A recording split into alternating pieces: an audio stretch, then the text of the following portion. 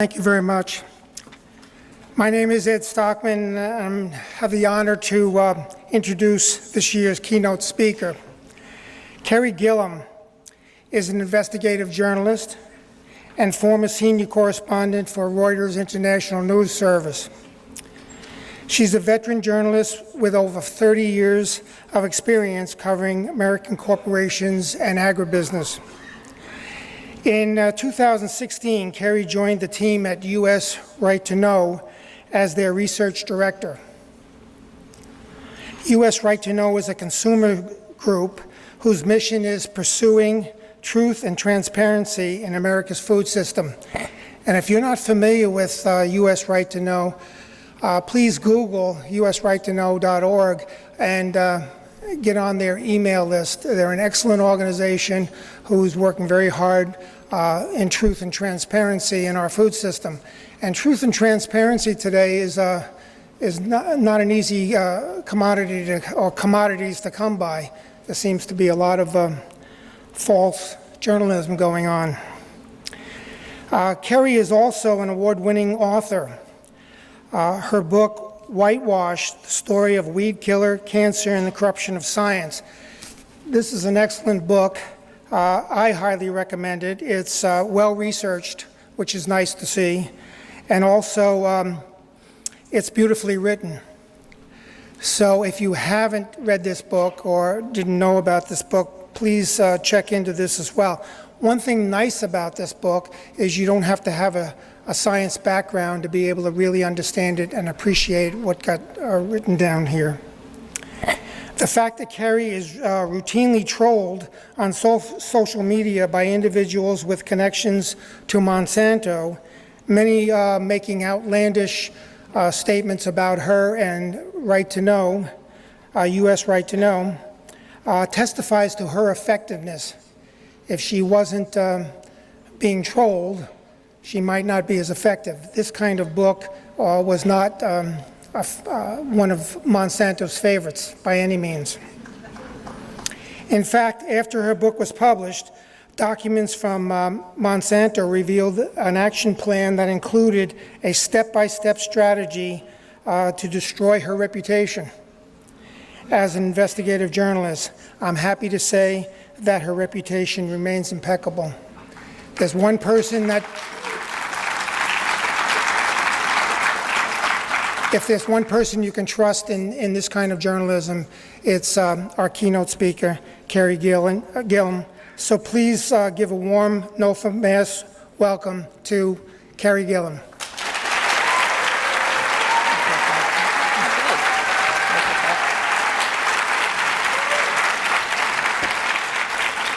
Thank you very much for that kind introduction, Ed. I'm going to do my own little thing here where I can make sure I know what I'm talking about. So I appreciate being invited to be here today. I always welcome these opportunities. You know, as a journalist, before I wrote my book, I was usually out in the audience taking notes and writing about these sorts of events and learning from people like you. So it's quite an honor to be asked to come and speak to you guys. I've been a journalist for more than 30 years. I spent most of my career with the international news agency Reuters. In the early part of my career, I wrote about the banking industry, covered a lot of different corporate issues. I was drawn to corporate news more so than general news very early on. And it was in 1998 that Monsanto asked me, Monsanto, dear Lord, Reuters asked me to move to Kansas City and start covering the agricultural industry. And you know, I have to say, when they asked me to take that assignment, I was not too enthusiastic. I thought, you know, ew, right? I mean, I'd been covering the banking industry. I was used to spending time in impressive, you know, wood-paneled boardrooms with high-level banking executives, and I wasn't too excited about trading that in for mud boots and blue jeans and dusty farm fields. But I moved to Kansas and started learning everything I could. That was in 1998. And you know, I have to say, I mean, very quickly, and to this day, I feel so blessed that I was given that assignment. I learned what I didn't know. I learned what you all know, that food production, that farming is really the most important undertaking, the most important industry. It's food. It's producing food and farming that sustains our families, right? That nourishes us and our future generations. That is life. So I feel very, very honored that I've been able to do this since 1998 and to write this book. And in my book, I opened with this quote: agriculture is our wisest pursuit, right? Because it will, in the end, contribute most to real wealth, good morals, and happiness. And that is the ideal, and that is what I grew up thinking about agriculture, and maybe many of you did, and maybe what you're yearning for, striving for. But I think what we know and what we see is that the truth is anything but that. And what we see in conventional agriculture, anyway, is what some refer to as insanity, right? The insanity. And you see corporate control now of seed germplasm and the availability of seed in many respects, the pricing of seed. You see herbicide dependence, which is increasing. You see declines in the profitability and the health of farms and family farms and rural communities. You're seeing the decimation of soil quality and water quality, and to a degree the air that we breathe because of certain of these industrialized agricultural practices. You're seeing the loss of important pollinators, the bees, the honeybees, and many others. And you're seeing the rise of cancers and other diseases that are tied to pesticides. So, I don't need to talk to you all about, the importance of soil health and quality. Like, you all understand that and you know that. But what I wanted to talk to you about was how we got to this dependence on pesticides and the decades of deceptive practices that we have seen, literally, pushing these things down our throats and making our farmers dependent on this. And these decades of deceptive practices are not unique to any one company. My book does focus to a large degree on Monsanto and on Roundup, but we're seeing this play out in a number of other companies and a number of other agricultural chemicals and pesticides.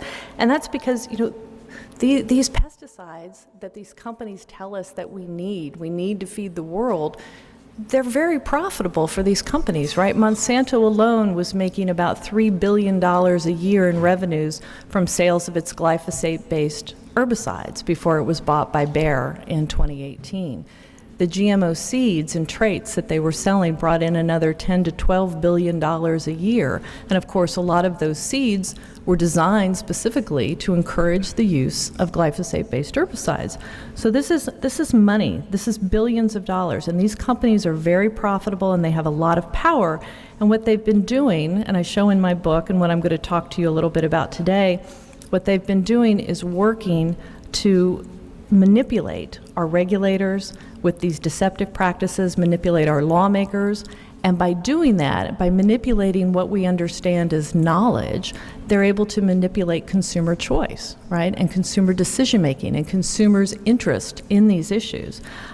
So, this is an ongoing problem. Their power is only growing through consolidation as Monsanto was acquired by Bayer, and you've had Syngenta and ChemChina and Dow and DuPont put together. So, this is a problem that doesn't seem to be going away anytime soon. And as I mentioned, Monsanto and glyphosate, I'd like to say this, people focus on glyphosate-based herbicides a lot, and God knows I talk about it a lot. But if you make glyphosate go away tomorrow, you haven't solved the problem, really. But there is very much value in talking about this because glyphosate and how Monsanto was able to push glyphosate-based herbicides to be the most widely used herbicides in the world, to be ubiquitous in our environment and inside our own bodies, is really the story that you're seeing play out throughout the industry. Monsanto was able to convince us to use Roundup-based herbicides in our backyard, in schools and playgrounds where our kids play, the It's used in forestry management. These glyphosate-based herbicides that were introduced in the 1970s are used on farming, on food, of course, sprayed directly on many different food crops, not only genetically engineered crops, but also things like wheat and oats as a desiccation tool. So the company has been very devoted and very dedicated to making farmers and residential homeowners and city officials and school district officials believe that really this is so very safe and it's necessary for whatever they're trying to do to control weeds. And this is a deceptive story. And when I say that and when I write in my book, I'm not using anecdote. I'm not just telling you sort of my opinion that I've achieved over these 22 years now of reporting. What I'm basing my story on and my book is on documentation, documents that myself and other investigative reporters have obtained over the years, EPA archive documents, documents that U.S. Right to Know has obtained from state universities around the country, and documents that have come to light through litigation. And these are millions of pages, and when you put all of these together, it is a very damning story of deception that has gone on since 1974 with this particular chemical. And I'm hoping that by sharing a little bit of that with you today, you can help to share this information with others, and there are many of you that are working out there to try to eliminate pesticide dependence, obviously, in agriculture. You're doing it yourselves, or you're working with other people to educate them. So I'm hoping that this information might help further that mission a little bit. So with glyphosate, you probably already know, in 2015, the International Agency for Research on Cancer analyzed the scientific literature, published peer-reviewed literature that was out there looking at the safety of glyphosate as it pertained to cancer, if it could be carcinogenic. And this agency looked at many, many years of different studies, epidemiology, toxicology, mechanistic data. They also looked at some research that was not published publicly, research that was conducted by Monsanto or paid for by Monsanto. And what they came up with was a classification of glyphosate as a probable human carcinogen. And they found a particular association with non-Hodgkin lymphoma. And they looked, as I said, they looked at studies, epidemiology studies. So these were studies that included farmers in many parts of the world. And they looked at toxicology and others, toxicology dealing with rodents, mice studies, rat studies and all. And they found, in addition to non-Hodgkin lymphoma, though, that there were ties to Parkinson's, infertility, kidney disease, and other types of cancers. Acute myeloid leukemia has been linked to glyphosate-based herbicides. To remember to keep all my slides going here. So what happened after IARC? You know, it's been very much in the news. It's no secret. An explosion of litigation. We've had over 42,000 people in the United States alone who have sued Monsanto. These are people who all have non-Hodgkin lymphoma, and they claim that their cancers are due to their exposure to certain types of Monsanto's glyphosate-based herbicides, Roundup, Ranger Pro, and other brands. And it's very specific to Monsanto. They're not suing other herbicide makers who have glyphosate products. They are suing Monsanto, alleging that the specific formulations were what caused their cancers. And as you may know, we've had 3 trials so far. I've been to each one of them, and it's been fascinating to watch them. And I frankly, when the first one happened, my book was already out. The first trial was taking place in the summer of 2018, and I was skeptical. You know, I know it's a high bar, it's a high hill to climb when you have to prove that a substance can cause cancer, a specific substance, a specific exposure in a specific individual, when we are exposed to so many toxins in our everyday lives, and we all have different habits and different genetic dispositions. But all 3 juries in all 3 trials have found that the evidence was sufficient to show that these herbicides did cause the cancers in these plaintiffs. And importantly, that Monsanto knew about the risks and has hidden the risks intentionally from these consumers and failed to warn them over many, many years. And that's why we saw just giant verdicts, $289 million in the first verdict, 80.2 in the second for a man named Edwin Hardiman, and then the third was a husband and wife, the Piliad couple, and they were awarded over $2 billion by the juries. Now, Monsanto and Bayer have appealed those. We don't know what's going to happen in the appellate court, and the trial judges have all actually lowered the awards, saying that's way too much money and it's excessive. This is a quote from a couple of the judges that have been involved. And you can see here that the judges themselves have been alarmed and intrigued by the amount of documentation that shows that Monsanto was trying to deceive people. This one from Judge Shabria, he has overseen several thousand cases in San Francisco. Fair amount of evidence that the only thing Monsanto cared about was undermining the people who were raising concerns about whether Roundup caused cancer. Monsanto didn't seem concerned at all about getting at the truth of whether glyphosate caused cancer. And it's that evidence that I think has really motivated the jurors. I've talked to some of them, and they really were upset with Monsanto's conduct after sitting through several weeks of trials. What we've seen in the documents and the things that were upsetting to these jurors, and what I write about a lot in my book, are what the documents actually show us, And I like to say, show me the data, show, don't tell, trust but verify. And what you see in these documents is, indisputable that Monsanto has been ghostwriting research papers that are in the public literature. And the intention is that these papers will appear, you can see them talking internally about they want these papers to appear like they came from third parties. They have more credibility. They're going to be considered more valid if they don't look like they came from Monsanto. And some of those, are included in these packets that regulators look at. We've seen the formation of front groups that work to discredit journalists and scientists and anyone who's trying to point to these facts. We see networks of European and U.S. scientists that push glyphosate safety messaging to regulators. These are a lot of academics at our public universities. We had them at University of Florida, Washington University, we have them at University of Nebraska, University of Missouri, I could go on and on, University of Illinois, where we have obtained internal emails that show money exchanging hands, they show internal collaborations. Some of these academics are going out on speaking engagements. You see them saying, tell me again, Monsanto, where am I going, who am I speaking to, and what am I saying? And oh, by the way, is my PowerPoint ready yet? And they don't disclose that to the group that they're speaking to. And secretly feeding false story narratives to friendly journalists. I'll get into that in a bit, but we have documentation showing how that works, to put stories out into the media that are being fed and narrated essentially by Monsanto, but readers aren't told that.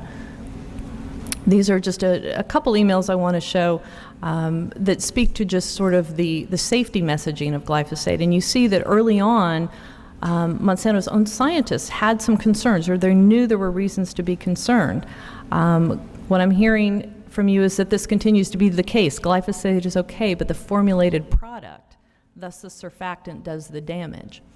And that's what the science has been showing us, is that glyphosate by itself may be, a probable human carcinogen, but when you put it together with certain surfactants, including one referred to as POEA that has now been banned in Europe and somewhat controversial, that it can be really damaging. And Monsanto knew this many, many years ago.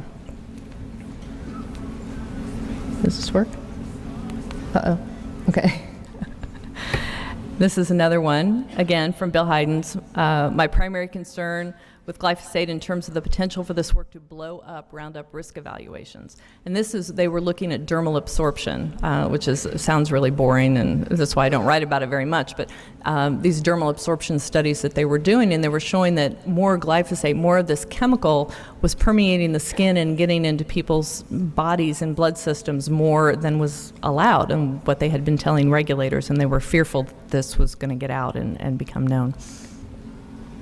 And this is another one, 2003, from a toxicologist, Donna Farmer, and they had people in Argentina and overseas who were wanting to reassure the public. And Donna was saying, well, you know, you really can't say that Roundup is not a carcinogen because we haven't done the testing.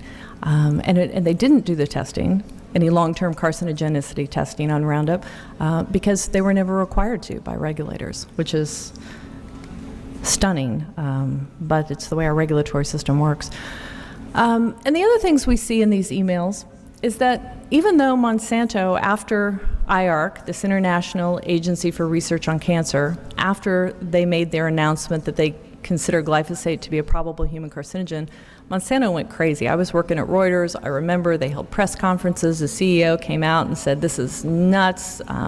This is a rogue scientist, and they're politically motivated, and they're basing this on junk science. But what we see internally is that Monsanto, a year in advance, was really worried about this. And they say in these internal emails, what we have long been concerned about is happening. Glyphosate is on for IARC review. We have vulnerability in the area of epidemiology, exposure, genotox, mode of action. They knew that the science existed that showed that this chemical could be really dangerous, and they were concerned because IARC was going to be looking at it. They even were so in tune with the science that they said that we should assume and prepare for the classification of a possible or a probable human carcinogen. This was all well before IARC even met. And then you see that they decide, again, even before IARC even met, even before the classification came down, they decide what they're going to do. They're going to orchestrate outcry with the IARC decision. And this is a whole lot of documents here that, you know, I can't put them all up, obviously, but they have a long strategic plan that involves all sorts of third parties and deceptive actions to make it look like outcry, to make it look like the scientific community around the world is astonished and stunned and by this crazy finding from IARC. And this is all being orchestrated by Monsanto even before IARC has even met.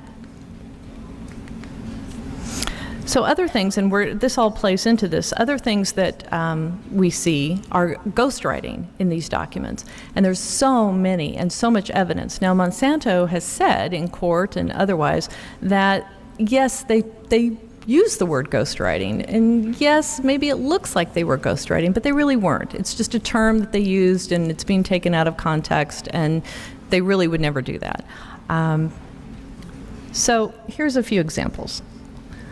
So this is when they're planning to counter IARC, and they decide that what would be a really good idea is to get some papers written that talk about it, that get published in a peer-reviewed journal and contradict these international cancer scientists. But of course, they can't write it because it needs to appear very legitimate and valid. And so you see Bill Hyden's here talking about this. A less expensive, more palatable approach, et cetera, will involve experts. And he says an option would be to add Grime, Keir, or Kirkland to have their names on the publication. But we would be keeping the cost down by us doing the writing, and they would just edit and sign their names, so to speak. Recall, that is how we handled William Croson Monroe. And you see up there, he said, well, we ghostwrite the exposure and genotox. Now, if you're a reporter like me and you see this, or a scientist, William Croson Monroe, you say, wow, William Croson Monroe was published in 2000, and it was a very important paper because it assured regulators and everybody that this chemical was so safe and there were no problems with it whatsoever, and it couldn't cause cancer. And it was given to our EPA and to regulators around the world, and they cite it in their assessments of glyphosate. Our EPA cites William Croson Monroe as a reason to know and to trust that this chemical is so safe. And we see here Monsanto talking about the fact that they ghostwrote that. This is William Croson Monroe, and these are some of the findings from 2000. Roundup does not pose a health risk. No effects on fertility or reproductive parameters. Concluded, glyphosate is not carcinogenic. This is why this was such an important paper. And I love this email. This is from one of the PR folks inside Monsanto. And again, this is right after William Croson Monroe is being published. And again, it's supposed to be an independent paper, but Lisa Drake is congratulating these Monsanto employees for all their hard work over 3 years that they did to get these independent scientific papers put together. And, you know, they had T-shirts printed up, and they had like a celebration, and it was a whole very high point for the company that they had this. And she's writing here, our plan is now to utilize it in both the defense, both in the defense of Roundup and Roundup Ready crops worldwide. It was a defensive measure to promote Roundup and Roundup Ready crops, and it was very important, and they ghostwrote it. So we get back to 2015, 2016, where Bill Heidens and other scientists inside Monsanto are wanting to do this again, right? They're wanting to use this ghostwriting tactic to get papers out to contradict the international cancer scientists. And here's Bill, and he's talking about, well, I've done this, I've already written a draft introduction chapter, you know, I'm going to go back and reread it and refresh, and he's talking about all of these things that he's been doing on this paper, these series of papers that are supposed to be independent. This is another email, gone through the entire document, indicated what I think it should stay, what can go. These are all just illustrating, again, how much work he was doing.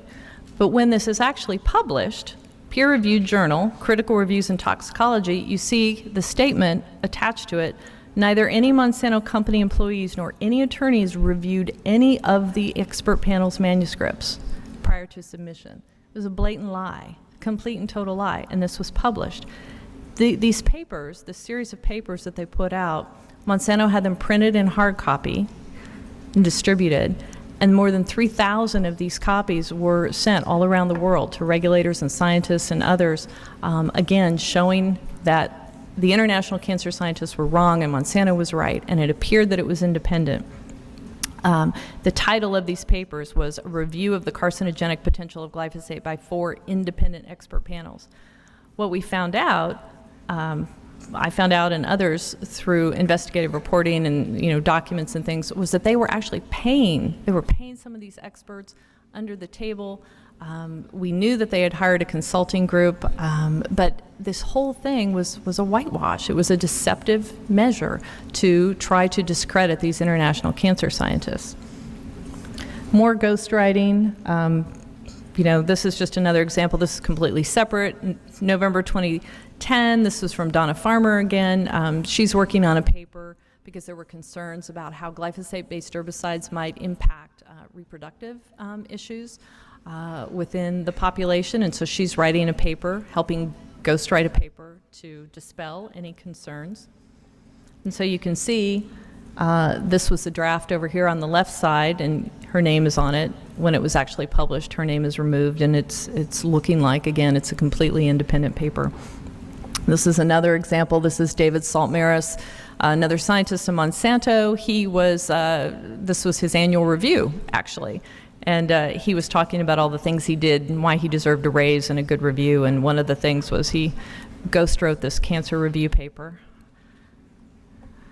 And then this one just really, I don't know, I guess it gets to me. This was about GMOs, not even about glyphosate, but this is John Vicini, another scientist in Monsanto. And he's written a paper about how GMO feed is safe for livestock. You don't need to worry about it. You know, there have been concerns about that. But he's worried because he's not sure how he's going to get a third party to take something they did not produce and slap their name on it. So that's an internal conversation. Other things we've seen, and I spent some time in my book going through this because this is really important, these front groups that exist out there. And it sounds like a crazy conspiracy, I think, if you haven't experienced it and you don't know it and you think, but it's really important, and not just in the agricultural industry. You know, we have it in pharma and oil and gas, and we had it in the tobacco industry, but it's groups that appear like they're independent, and they have very, you know, authentic names like the, you know, Association for Science and Health.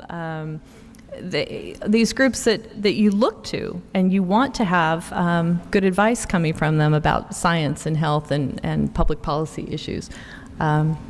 So this is one where Monsanto is talking about, this is from 1999, how they need to bolster this network of people around the world to get up and shout, glyphosate is non-toxic, but it's going to be really important to divorce Monsanto from direct association, right? So you have these third parties, and how this is how you funnel money to them, and it's a network, and it just goes on and on and on. So here's a list of some of my favorite. chemical industry propaganda groups: the American Council on Science and Health, Academics Review, Genetic Literacy Project, Campaign for Accuracy in Public Health Research. That's a good one. That one was formed right after IARC, and it seems to exist only to contradict the International Cancer Scientists. Biofortified, Sense About Science. Biofortified published a 3,000-word review of my book called Hogwash, is the name of the review. It's the only negative review I've seen about my book, but boy, is it negative. It's, goes on and on and on and on. And then GMO Answers. So a little bit about ACSH. They say here, we're not representing any industry. We were created to be the science alternative to news that is often little more than hype based on exaggerated findings. And they have long claimed that they are not bought and paid for by industry. But those darn emails, that just keep showing up seem to contradict that. So this was an email where they were looking for more money from Monsanto. And you can see they're saying each and every day we work hard to prove our worth to companies such as Monsanto. And they're wanting more and more funding, and this goes on, and they list all the things they've done and how they're defending glyphosate and GMOs and all sorts of things. And you see that Monsanto thinks it's a good value. You will not get a better value for your dollar than ACSH. And again, though, ACSH doesn't, you can't go on their website and see that Monsanto is funding them. So that's a deception right there. And here's what they do with some of their money. So they push out articles that go up on the web and get repeated and amplified by all of these different front groups. And so they'll put this one out, and then Genetic Literacy Project will run it, and then all of these others, and it generates all this search engine optimization, and so it's going to get higher and higher on your Google search engine. And I'm guessing, if you plug me into Google right now, I don't know, it's probably 50-50 you're going to get that I'm either a great reporter or that I'm like a Russian agent who's undermining, that's one of the things. I work for Russia. I'm trying to undermine democracy. Russia pays my rent. I don't know. I'm lots of things. Oh yes, this one. I collaborated with a Monsanto plaintiff's attorney who was charged with extortion. It was recently in the news, and so I was in the news along with it. I did not collaborate with the plaintiff's attorney charged with extortion, for the record. And it's not just me. Click, click, click.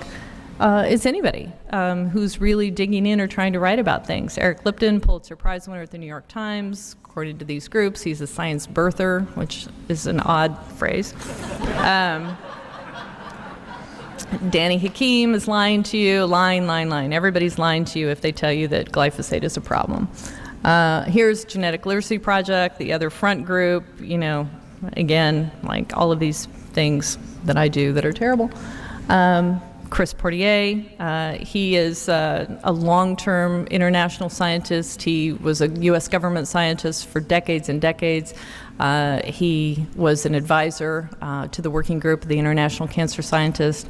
He's very well known, but his reputation has been shredded is not the right word, but he has been under attack since the International Agency for Research on Cancer classification, because he was one of those who feels most confident that glyphosate is a carcinogen, and he has been very vocal about saying it. This is another example, Academics Review. This was a University of Illinois professor, actually, who was retiring. Monsanto and other chemical companies had been funneling a lot of money to his program at the University of Illinois, and he had been doing a lot of speaking about the safety of their products, and he was getting ready to retire, and they thought it would be a good idea to set up Academics Review. But as you can see, Monsanto is saying to him, the problem is one of expert engagement. That could be solved by paying experts to provide responses. The key will be keeping Monsanto in the background so as not to harm the credibility of the information. And later on in this email, they're sending a list of targets, people for Academics Review to go after, to try to discredit. And so when the IARC came around, I've been written plenty about by Academics Review, but when IARC came around and they needed to to discredit these cancer scientists, Academics Review, again, was one of the third parties who was deployed. They got an F from Academics Review. I got an F too, I think, a couple of times when I was at Reuters. Speaking of Reuters, manipulating media. We see a lot of this. I always hesitate if I should put this slide up, because who can read that? I don't know. But this is such an egregious example of what happens all the time. So I'm going to try to explain this very quickly if I can.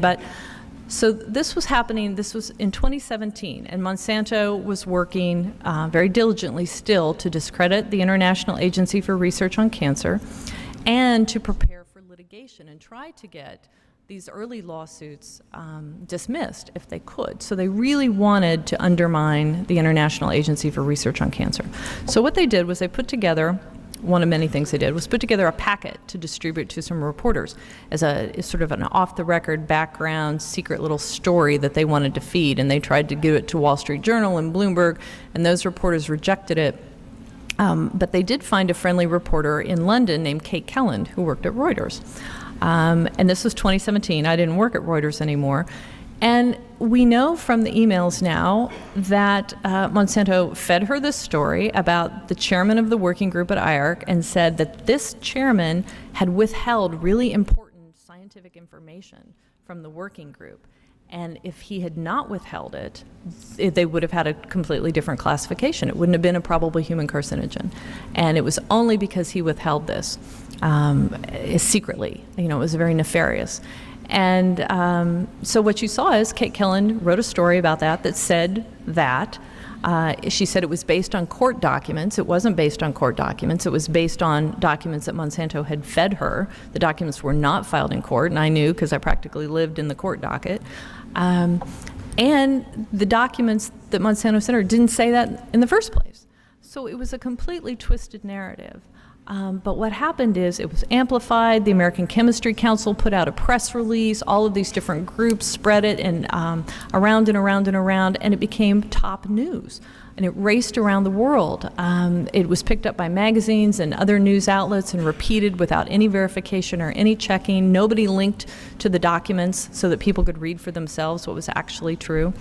And Monsanto was able then to use this story and a series of others done by Kate Kelland to convince our lawmakers to hold a hearing in Washington, D.C. to talk about taking funding away from this International Cancer Agency.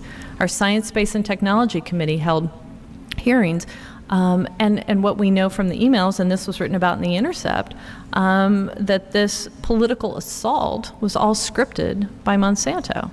And they used we saw them use a group called Red Flag and other consulting groups to feed more negative stories to more reporters, including Kate Kelland about IARC. This is another example of things that they've done to try to discredit, IARC and other scientists. This is from a deposition of a former lawyer for Monsanto, and they're talking about this media house that they hired named Potomac to write letters to the editor so that these would appear in newspapers around the world.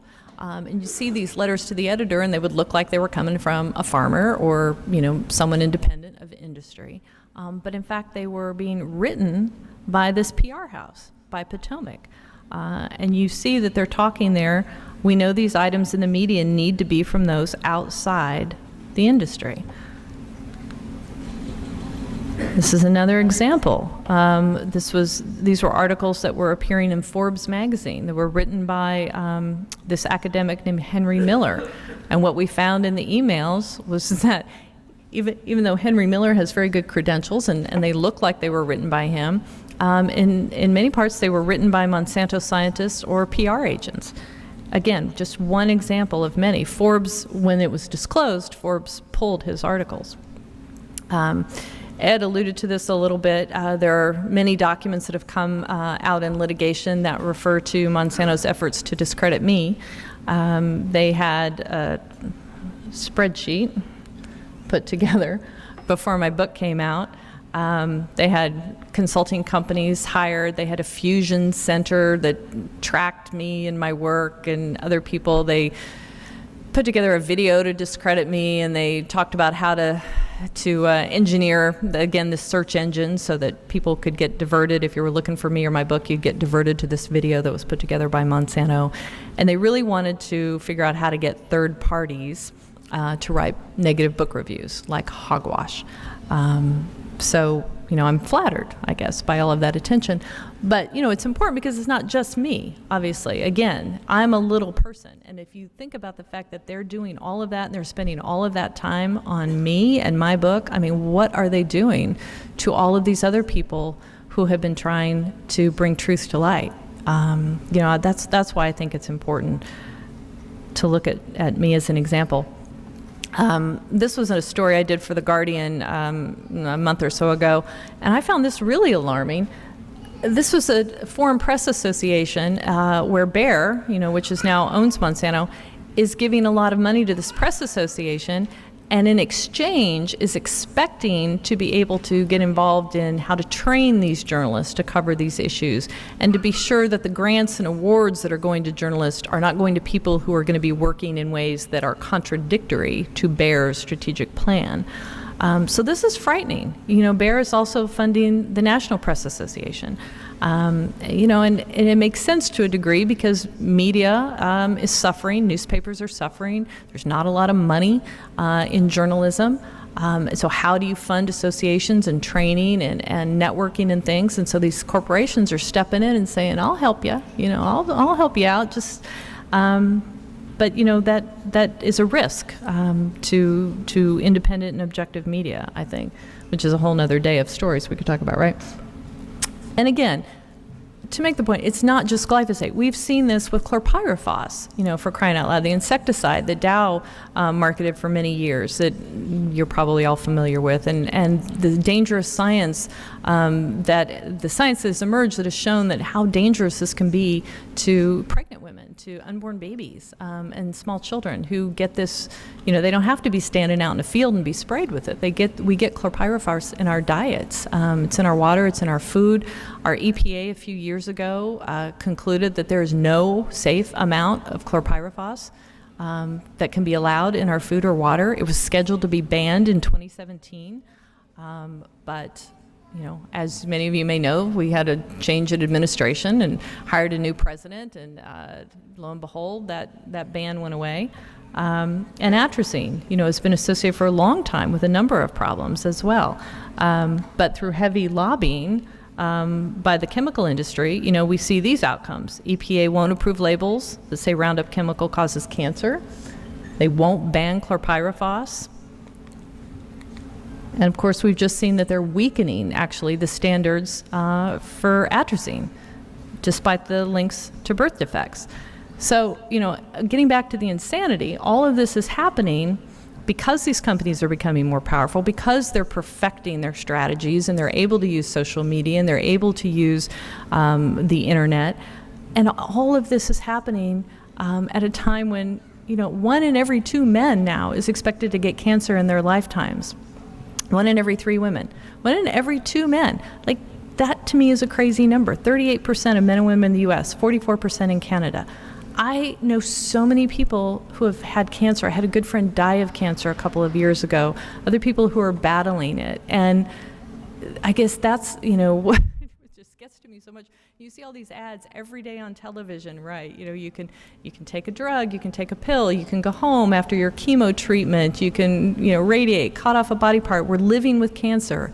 We just had news come out in the last week that, fewer people are dying. Cancer survival rates are increasing, which is great news.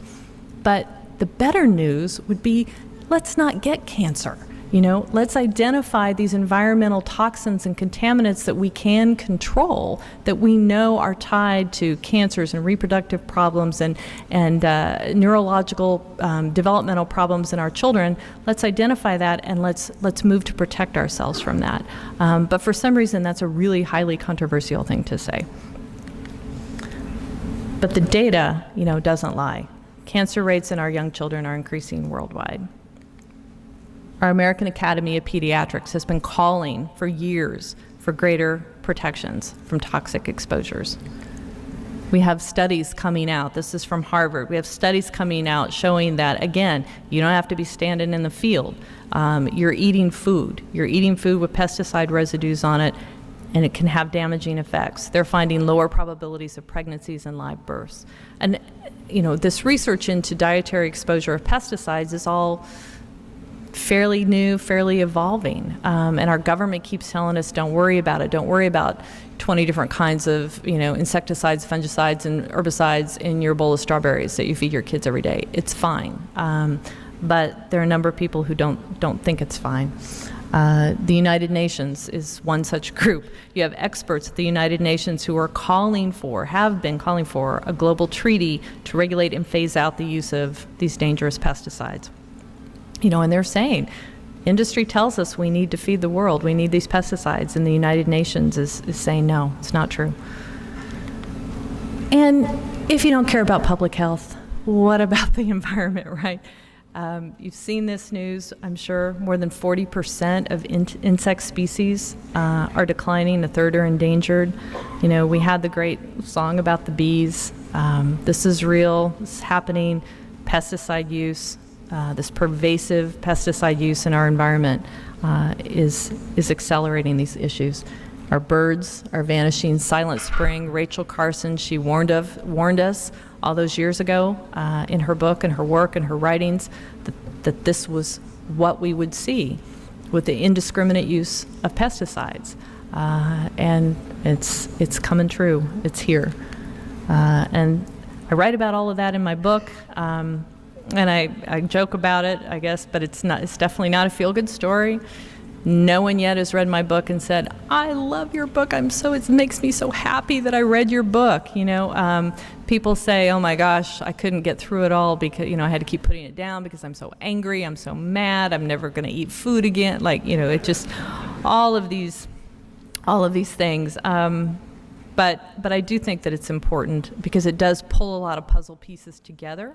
And it's not a book that just condemns Monsanto and condemns Roundup. I mean, there have been benefits to pesticide use. There have been things that have happened in the world, but the big story, when you put it all together, I think it's really a damning picture of what corporations can do to deceive us all and endanger us at the same time. This was in the Johnson trial. Monsanto filed a motion to keep my book from being introduced as evidence, which I thought I wanted to put that on all the sales pitches and everything. I thought that was the best thing. So I like to end with this. I guess it's kind of foggy, but people ask me a lot, oh, you're so brave, or how are you so brave? Or it's not about, for me anyway, it's not about bravery. It's just about I'm just kind of when people tell me to be quiet, then I'm no, I'm going to stand up and shout louder. But I like this. I mean, the truth is like a lion. You don't have to defend it. You just let it loose, and it will defend itself. And I think, that's what everybody's been doing here today. That's what I'm trying to do. It's what your speakers and what you're trying to do in your work. So I think if we all keep trying to do that, we make a difference, right? So thank you.